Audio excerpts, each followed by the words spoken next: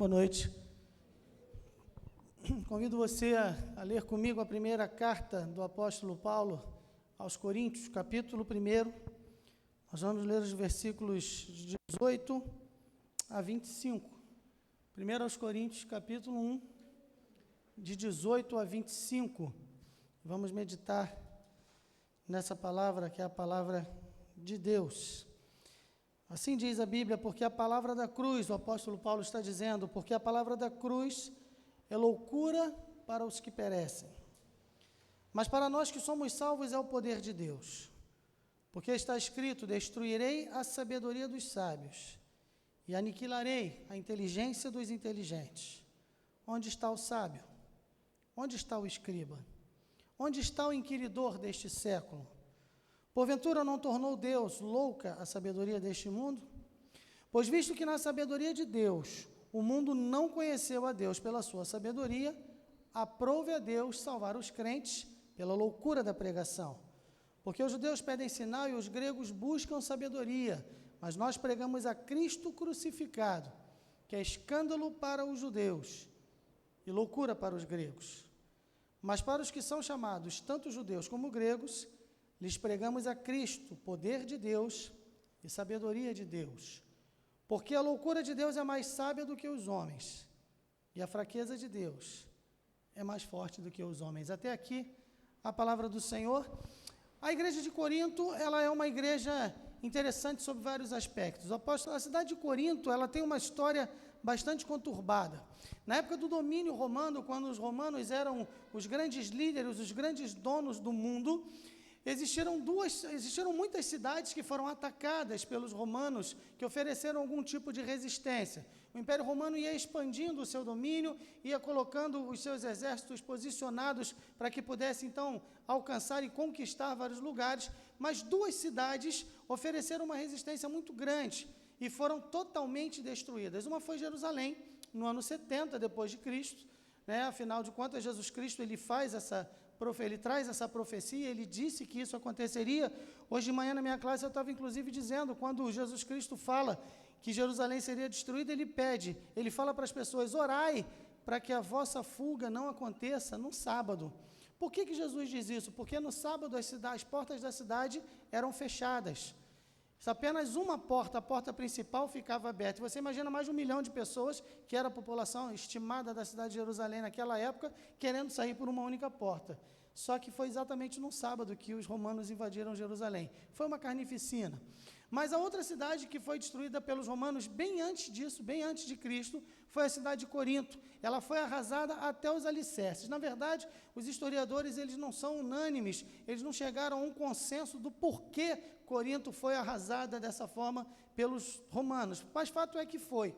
E logo depois, cerca de 60 anos ou 100 anos depois, ela foi reconstruída. E ao ser reconstruída, ela foi embelezada, ela foi melhorada e ela ganhou o status de um distrito romano. Ela passou a ser uma chamada colônia romana. Ser uma colônia romana trazia consigo alguns benefícios. E dentre eles é que existiam destacamentos do exército da guarda romana, os centuriões estavam lá com as suas centúrias, grupos de 100 soldados, e eles mantinham a chamada ordem da cidade. A ser uma colônia romana trazia consigo uma proteção especial dos romanos contra povos que existiam ao redor, porque os romanos, embora eles fossem os donos do mundo, eles tinham muita oposição.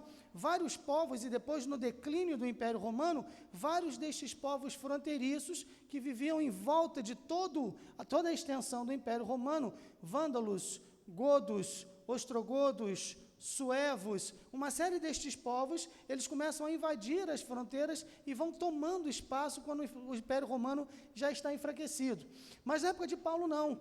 Então existia ali destacamento e essa cidade que era chamada de colônia, ela tinha uma proteção especial. Existia também um investimento muito grande no comércio. Corinto é uma cidade portuária. Por ser uma cidade portuária, ela tinha muita movimentação de mercadoria. Chegava e saía muita mercadoria de Corinto.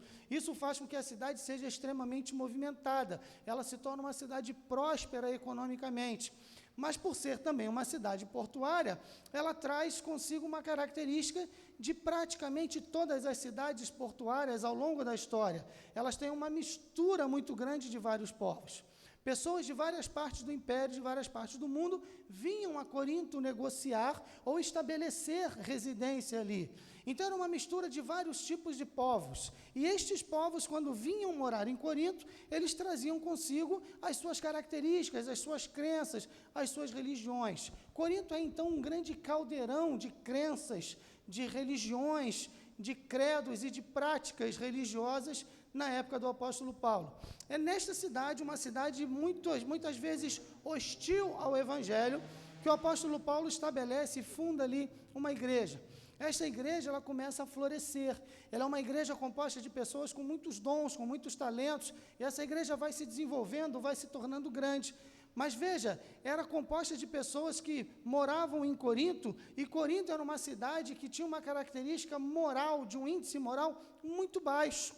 Na Acrocorinto, no monte mais alto, existia o templo de Artemis, ou não é a Diana dos Efésios, mas é a mesma deusa, não é aquele templo principal, mas é um templo de prostituição cultual. Cerca de 3.000 a 5.000 prostitutas cultuais trabalhavam naquele templo. Um pouco mais abaixo existia o templo de Apolo, onde existiam os prostitutos cultuais, homossexuais que ficavam ali se prostituindo em nome da religião. Surgiu na época até um termo que era corintianizar-se, não é torcer para o Corinthians. Corintianizar-se era viver como um Corinto. Isso significava viver uma vida no mais baixo nível moral, no mais alto nível de degradação moral. Então, chamar alguém de Corinto, você vive como um Corinto, você está corintianizado, isso era dizer, você é alguém imoral. Nesse contexto, a igreja começa a florescer. Mas veja, as pessoas que vêm morar em Corinto trazem muitos dos seus costumes, das suas práticas, isso começa a trazer uma série de dificuldades. A igreja de Corinto tem muitos problemas. Mas a grande questão é que Paulo agora ele está tratando a respeito da vida cristã e do que o evangelho realmente significa ou deve significar diante de um mundo tão complexo. E parece até que a carta aos Coríntios foi escrita hoje de manhã, porque nós vivemos um mundo onde os valores morais são deixados de lado muitas vezes, o nível moral na nossa cidade é muito baixo, inegavelmente muito baixo. Existem pessoas de vários tipos aqui, o Rio de Janeiro ainda é uma cidade que atrai gente de diversas partes, muita gente vem para cá, muita gente estabelece, faz comércio aqui, muita gente estabelece moradia aqui, e muita gente traz consigo costumes que são contrários, que são estranhos à palavra de Deus. E isso muitas vezes acontecia dentro da igreja de Corinto. Há uma série de problemas, dúvidas com relação a casamento, dúvidas com relação a dons, dúvidas com relação a relacionamentos, dúvidas com relação a carnes oferecidas a ídolos, muitos problemas, o apóstolo Paulo vai tratando de cada um ao longo desta carta. Mas aqui, ele começa falando exatamente que no versículo 10, ele diz, rogo-vos, irmãos, que digais todos a mesma coisa, ou seja, que sejam unânimes, que vocês vivam em união.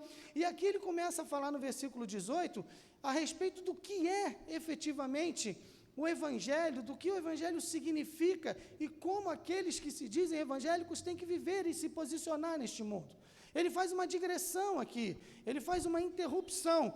O apóstolo Paulo é interessante que ele é o rei do anacoluto. E aí eu lembro das minhas aulas lá do ensino médio, há 100 anos atrás, anacoluto é uma figura de linguagem, não é isso? Que significa você está falando alguma coisa, você entra num outro assunto e depois você volta àquele assunto. Este anacoluto entra aí como se fora uma digressão, parece que se afasta do assunto, mas depois ele se encaixa para explicar todo o sentido daquilo que está sendo dito. Paulo faz isso muitas vezes ao longo de todas as suas cartas. E ele faz essa digressão aqui, porque veja, ele vem falando a respeito de união, ele fala no versículo 13, está Cristo dividido? Foi Paulo crucificado por vós? Fostes vós batizados em nome de Paulo? Dou graças a Deus, porque nenhum de vós batizei, senão Crispo e Gaio. E ele fala, Deus não me enviou, Cristo não me enviou para batizar, mas me enviou para pregar, para evangelizar. E ele começa dizendo, a palavra da cruz é loucura para os que perecem. Então, nesta noite, eu quero pensar com você de maneira breve sobre alguns pontos importantes que há aqui nesse texto. Esse texto, ele nos fala do que o mundo quer, ele nos fala do que a igreja tem, e ele nos fala do que Deus fará. E a gente percebe isso aqui no desenvolver destes poucos versículos que nós lemos. Então, sem muito mais delonga, eu quero pensar com você, o que o mundo quer? O mundo quer, em uma palavra, sucesso. O mundo quer ser bem-sucedido. E o apóstolo Paulo diz isso, ele fala assim, porque a palavra da cruz é loucura para os que perecem, para nós que somos salvos, é o poder de Deus. No versículo 22 ele diz, porque os judeus pedem sinal e os gregos buscam sabedoria. Agora veja, isso é a busca pelo sucesso. Quando ele fala que os judeus pedem sinal, ele está se referindo àquela expectativa que os judeus tinham desde antes da vinda de Jesus Cristo e que isso trouxe muitos problemas de relacionamento entre os judeus e o Senhor Jesus. Porque a expectativa deles, que eles tinham de um Messias, era um Messias político, alguém que viria a sentar-se no trono de César, expulsar os romanos do território, trazer novamente aquela glória que Israel tivera na época de Davi e Salomão. Eles estavam esperando alguém que fosse novamente restaurar aquela glória antiga. No primeiro capítulo de Atos, um pouco antes de Jesus voltar para o céu, de ascender aos céus, eles perguntam, Senhor, é neste tempo que tu restaurarás a glória a Israel? Veja, Jesus Cristo já havia vindo, já havia pregado, já havia sido crucificado, já havia ressuscitado, e eles ainda não haviam entendido. E eles estão preocupados com uma glória militar, com uma glória política, com uma glória terrena. E eles perguntam, é agora que isto vai acontecer? E eles querem sinais, e os sinais para os judeus são evidência de uma superioridade. Porque os profetas do Velho Testamento, eles eram pródigos em realizar sinais. Eles faziam muitos sinais, eles traziam muitas visões, eles traziam muitas mensagens. Jesus Cristo começa realizando o seu ministério e ele faz o seu primeiro sinal, seu primeiro milagre, que João chama de sinal. Este sinal atestava que ele era o Messias enviado, quando ele transforma água em vinho nas bodas de Caná. E os judeus sempre esperavam sinais que fossem demonstrar, nós somos superiores, nós temos a visão mística, nós temos autoridade espiritual, nós somos o povo escolhido, nós somos superiores. Os judeus, diz o apóstolo Paulo, pedem sinais, buscam sinais, não é isso? E os gregos, ou pedem sinal, e os gregos buscam sabedoria. O povo grego é o povo da filosofia, é o povo dos debates, é o povo dos pensamentos profundos, é o povo das análises filosóficas da vida, do sentido da vida, do significado das coisas. Os gregos, eles gostavam de assentar-se aos pés de um grande mestre e passar horas ouvindo aquele mestre falar e perguntando e respondendo. Sócrates, perdão, irmãos, Sócrates, ele tinha um processo de ensino chamado de maiêutica, a maiêutica socrática, que era um método de ensino de perguntas e respostas. As pessoas iam fazendo perguntas, obtendo respostas, e novas perguntas surgiam em cima daquilo, e eles iam respondendo, e eles passavam horas nisso. E o objetivo dos gregos, ao fazer estas coisas, era também dizer, nós somos melhores, nós nos conhecemos mais. Aristóteles chega a dizer, conhece-te a ti mesmo, ou seja, a busca pelo autoconhecimento, a busca da satisfação consigo mesmo, o controle dos seus limites, a resistência à dor. E aí surgem várias escolas de pensamento, existem os estoicos, existem os epicureus, uma série dessas linhas de pensamento na filosofia grega, que vai sempre querer buscar levar o homem a um crescimento intelectual. Agora veja, o apóstolo Paulo diz que o homem quer sucesso, porque tanto os judeus na busca de sinais, quanto os gregos na busca de sabedoria, eles estavam todos sujeitos a um auto-engano. E quando eles percebiam este auto-engano, quando eles percebiam que muito daquilo que eles esperavam que fosse o significado da vida, que fosse o sentido da vida, quando estas coisas não aconteciam, não se concretizavam, não satisfaziam os seus anseios mais profundos, muitos deles se suicidavam. O índice de suicídio entre os filósofos gregos era altíssimo. Interessante isto, homens com mentes brilhantes. Aristóteles é chamado até hoje por muitos como a mente. Talvez um dos homens mais inteligentes que o mundo já tenha visto. Um homem de uma inteligência profunda, um homem com um cérebro, com uma capacidade de raciocínio, de perscrutar e de analisar e de dissecar os assuntos, inimaginável muitas vezes. Mas estes homens tinham problemas profundos de decepção, porque aquilo que eles achavam que daria sustentação ou daria um real sentido às suas vidas, se provava muitas vezes coisas vazias.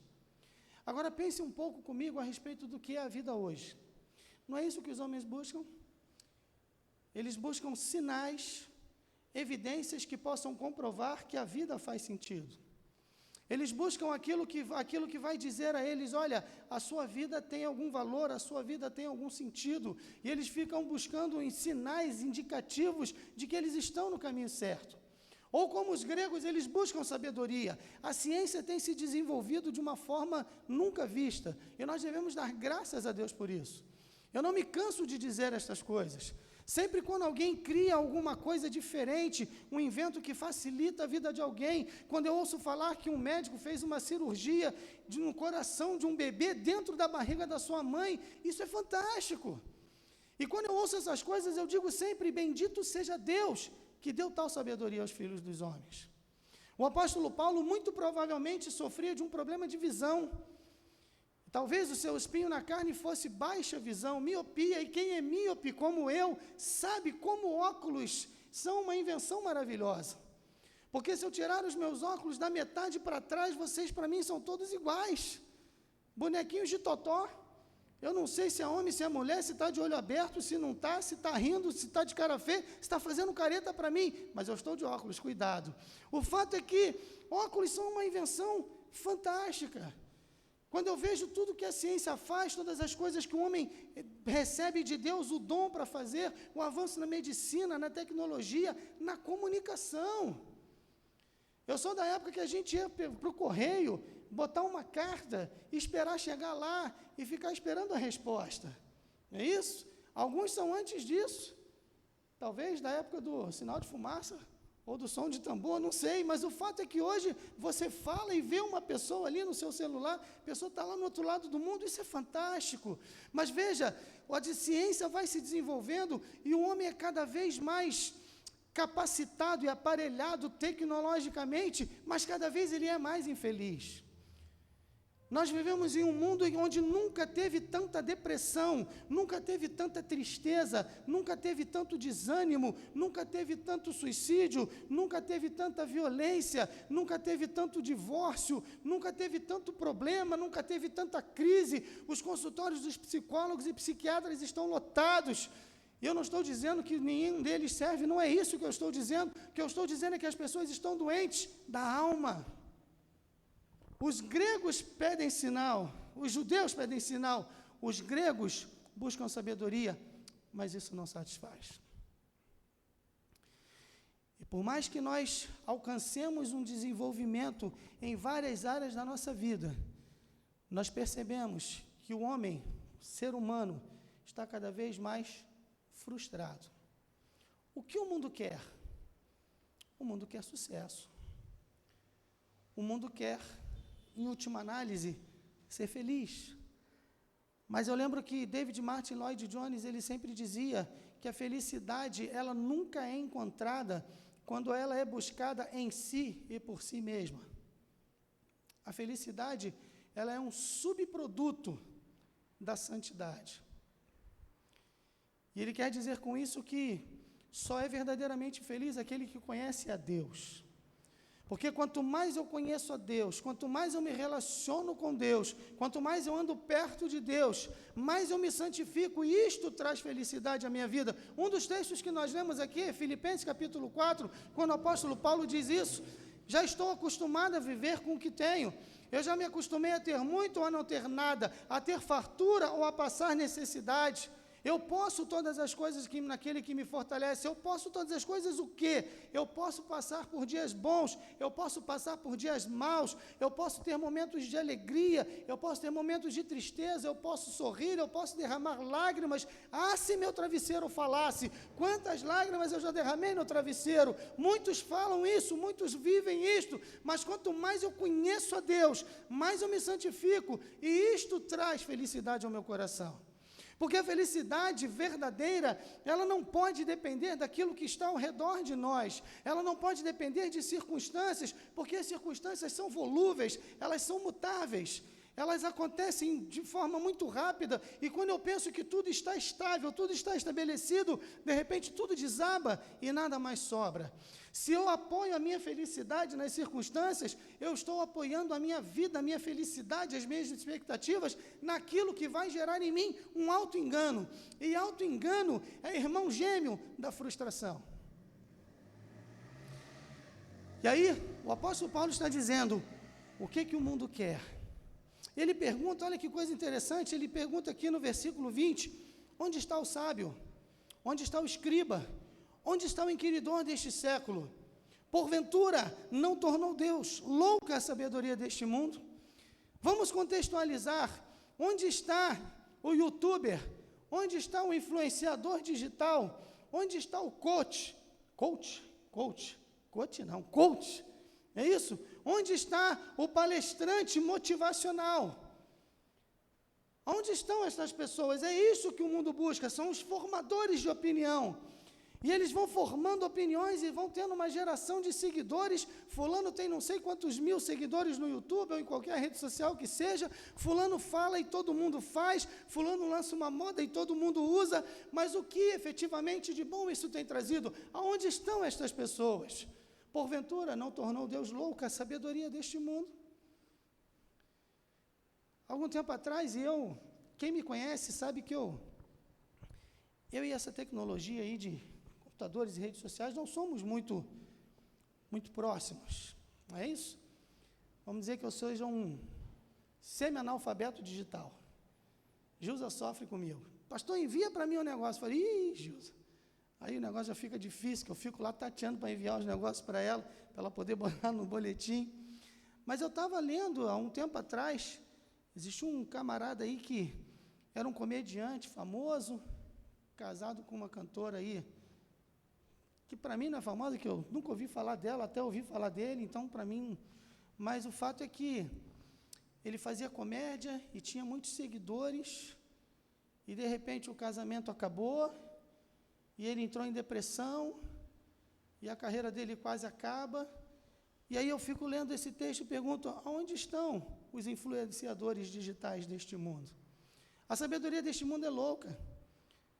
A sabedoria deste mundo diz a você, olha, viva uma vida que demonstre que está tudo bem. Mas o fato é que o Evangelho chama o homem para quê? Para uma vida de sinceridade, de honestidade. Não está tudo bem. Sim, há problemas. Sim, há lutas, há frustrações, há decepções, há perdas. Nesse ano de 2020, nesse ano de 2021, quantas perdas? Fiquei impressionado hoje de saber aí de manhã que mais de 300 pastores da Convenção Batista morreram de Covid, é mais gente do que eu imaginei.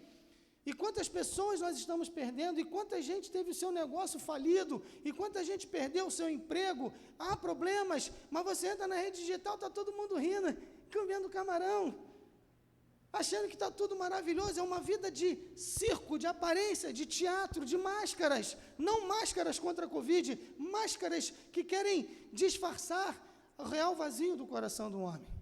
O que o mundo busca? O que o mundo quer? O mundo quer sucesso.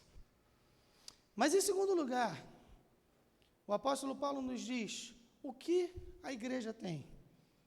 A igreja tem o evangelho puro e simples do Senhor. Se você voltar no versículo 17, Paulo diz assim, porque Cristo enviou-me, não para batizar, mas para evangelizar, não em sabedoria de palavras, para que a cruz de Cristo se não faça vã. Agora veja, depois o apóstolo Paulo vai dizer no versículo 18, porque a palavra da cruz é loucura para os que perecem. Veja, primeiro ele fala de palavras. Quando ele fala da cruz, ele fala do evangelho, ele fala de palavra, no singular. Há muitas palavras neste mundo, há muitas vozes, pequenas ilusões que arrogam para si ser a verdade absoluta. E Paulo diz, não, o que eu tenho para oferecer a vocês não é um discurso bonito, não é um discurso de um coach, não é um discurso de um motivador. Paulo não era um estrategista, Paulo não era um motivador, Paulo não era um influenciador, Paulo não era um marqueteiro, Paulo era um arauto.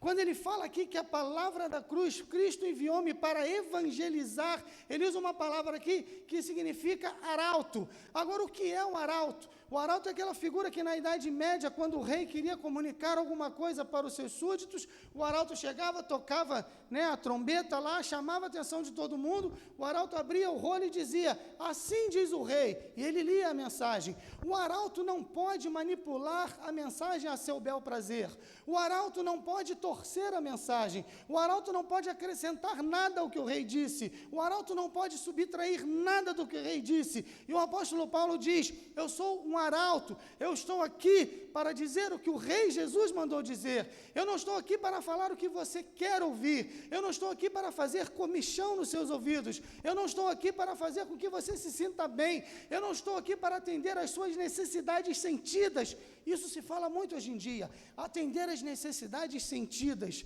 mas as necessidades sentidas, elas são baseadas em auto-engano, porque eu sinto que eu preciso de um carro melhor, eu sinto que eu preciso de uma roupa melhor, eu sinto que eu preciso de uma casa melhor, eu sinto que eu preciso de uma esposa melhor, mais nova, com o rosto mais lisinho, e eu largo a minha esposa e troco por uma mais nova. Ou a mulher sente que precisa de um marido mais saradinho, um marido mais fortinho, um marido mais bonitinho, e larga o seu marido por causa de um outro. Necessidades sentidas, e a mídia fica instigando isso para você. Busque a sua satisfação, busque os seus desejos, busque os seus objetivos, seja feliz, pense em você. Está na moda agora uma camisa, seja você mesmo. Sim, temos que ser cada um de nós, nós mesmos, não podemos fingir, mas o sentido aí é, busque aquilo que te satisfaz. E o apóstolo Paulo diz, como arauto, eu não posso fazer isso. Como arauto, eu tenho que trazer para você exatamente aquilo que o rei mandou eu dizer. E aí ele vem com a mensagem. A palavra é loucura para os que perecem, mas para nós que somos salvos é o poder de Deus. Igreja Batista de Vargem Pequena, o que nós temos? Nós temos a palavra de Deus. E como crente, nós temos o dever de proclamar esta palavra com fidelidade, temos que proclamar esta palavra com integridade, e eu digo integridade no sentido de proclamá-la inteira, sem tirar nada, sem acrescentar nada. Nós temos que proclamar esta palavra com limpidez, da maneira mais clara possível, para que as pessoas possam entender que há poder na cruz de Cristo. Quando as pessoas elas buscam esta vida de sucesso, seja este o sucesso baseado no que for, e há vários pilares aí que se apresentam como sustentáculos para o sucesso, elas chegam a um momento de decepção com a vida e consigo mesmas. No século XIX, houve um poeta, Heinrich Heimer, que ele dizia o seguinte: a minha doença é a vida, e a sua única cura é a morte.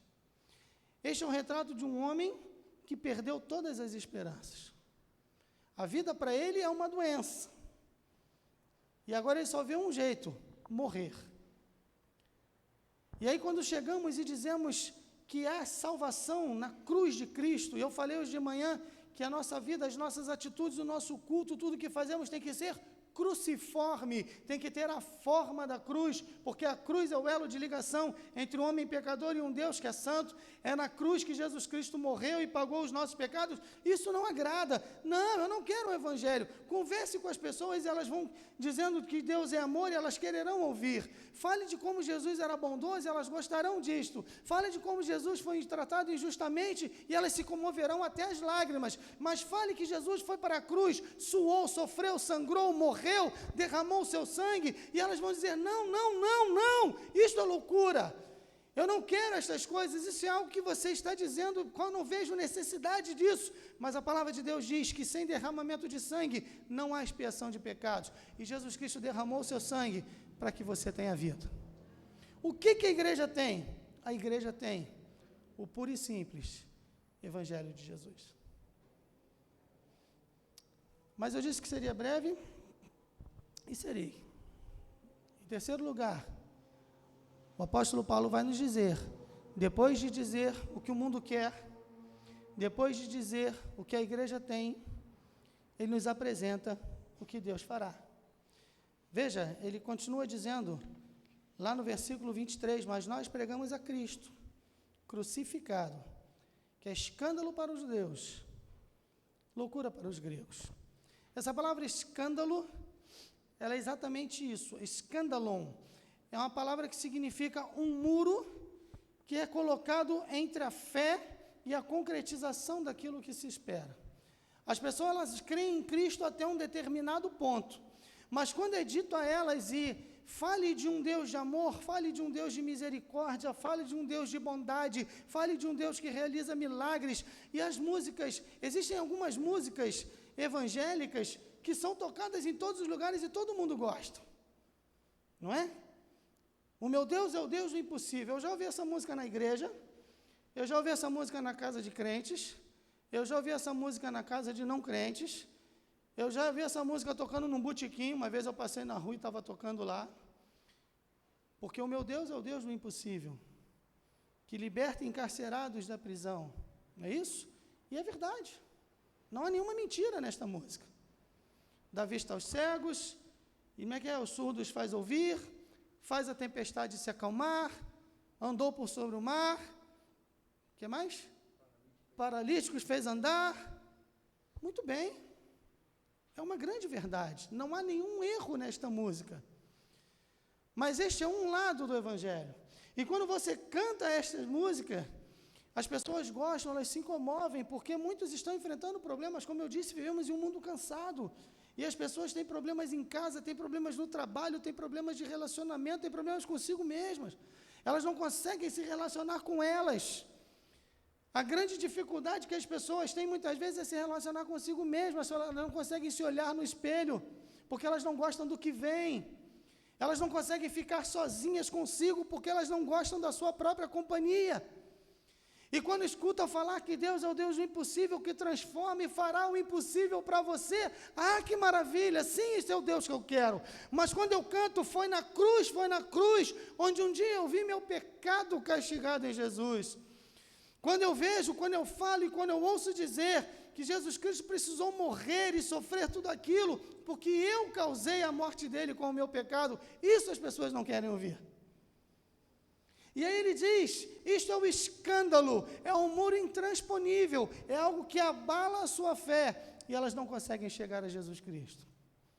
E aí o apóstolo Paulo continua dizendo, mas para os que são chamados, versículo 24, tanto judeus como gregos, lhes pregamos a Cristo, poder de Deus e sabedoria de Deus. Antes ele havia dito o seguinte no versículo 21, visto que na sabedoria de Deus, o mundo não conheceu a Deus pela sua sabedoria, aprove a Deus salvar os crentes, ou salvar os que creem, pela loucura da pregação. A gente prega, as pessoas muitas vezes não gostam, muitas vezes não entendem, muitas vezes não alcançam, muitas vezes não querem.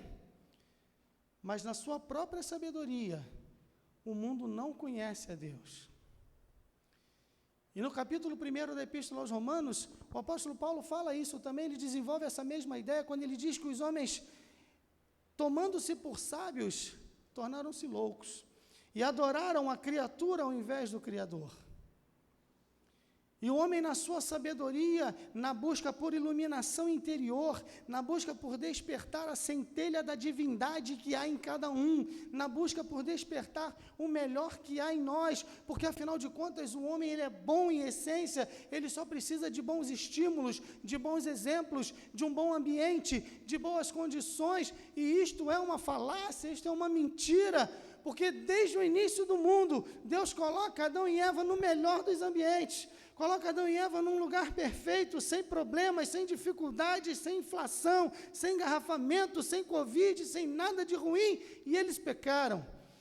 E quem vai, algumas pessoas vão a países desenvolvidos, ricos, onde tudo funciona, e as pessoas não conhecem a Deus.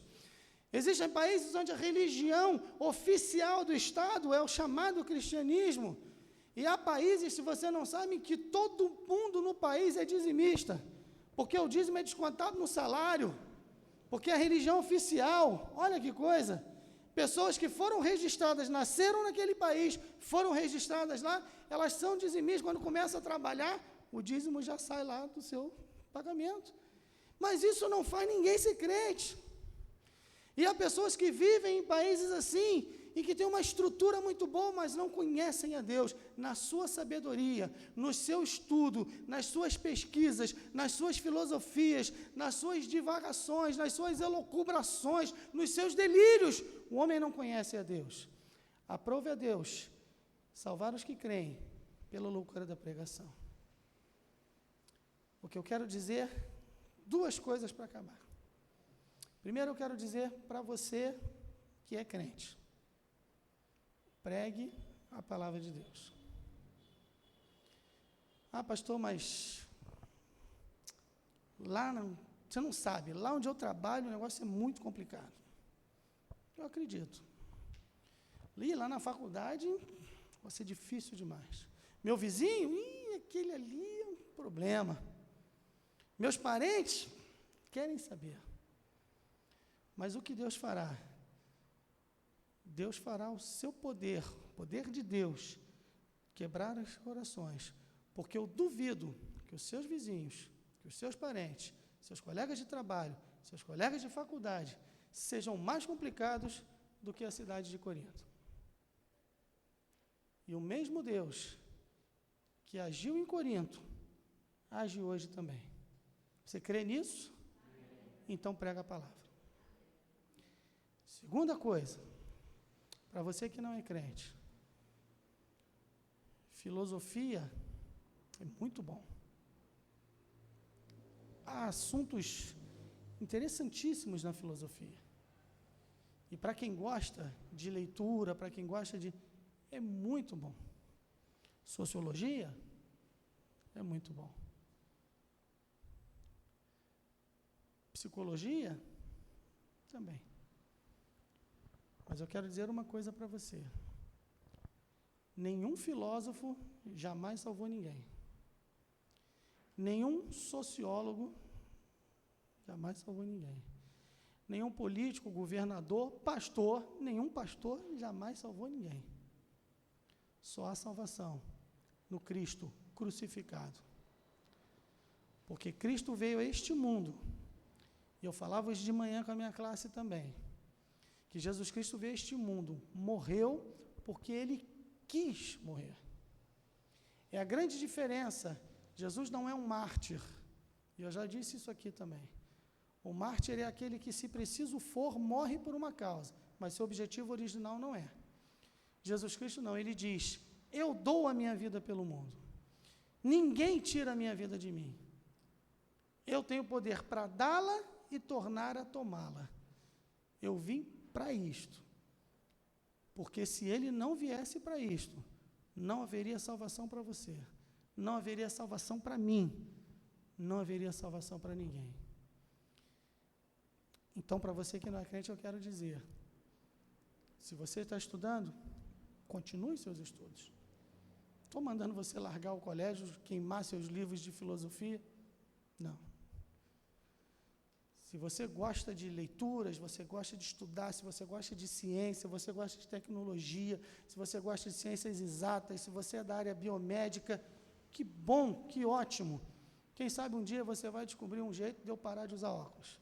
Sem cirurgia, por favor. Tomara que você consiga. Você vai desenvolver uma pílula, eu vou tomar o comprimido e vou ficar bom da miopia. Quem sabe você? Ótimo. Mas eu quero dizer uma coisa para você. Não importa o que você faça da sua vida. Não importa onde você mora, onde você trabalha, o que você já aprendeu, o seu grau de cultura, de instrução, só importa no que diz respeito à salvação, se você crê na loucura da pregação. Sinais, sabedoria, todas estas coisas têm o seu lugar, têm o seu valor. Mas diante da eternidade, só uma pergunta importa. Você já foi salvo por Jesus? Não é pela igreja, não é pelo pastor, não é pela religião, é por Jesus. Porque ou você, se você não é um crente, ou você será salvo por Jesus, ou você crerá nele, ou você irá se render a ele, confessar a ele os seus pecados, se arrepender dos seus pecados, pedir perdão, receber o perdão e ser salvo, ou você perderá a sua alma eternamente. Esta é a loucura da pregação. O que o mundo quer? Sucesso. O que a igreja tem?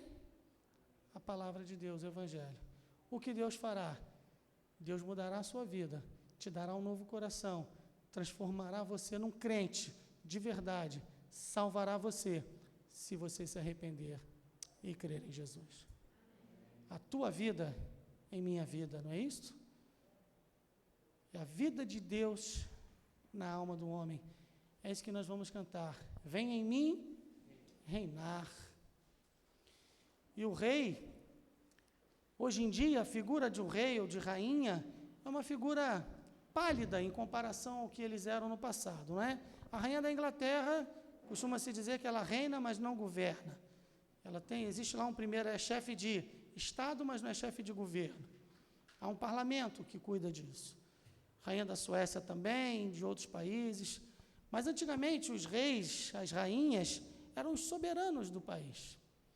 Eram aqueles que diziam, a lei agora é esta, tem que ser assim, e o povo tinha que cumprir. E ao longo da história existiram muitos bons reis e muitos maus reis.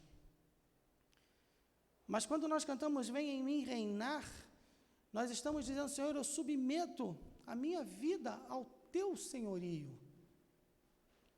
Eu quero que tu sejas o rei da minha vida, porque tu és o rei do universo.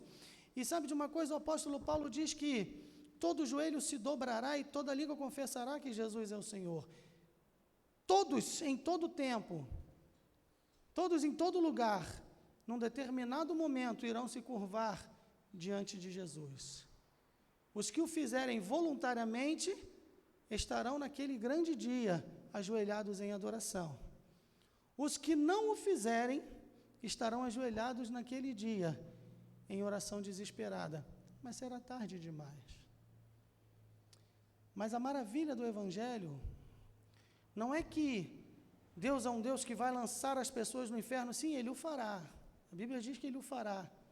Mas a maravilha do Evangelho é que Ele diz que você não precisa ser um destes.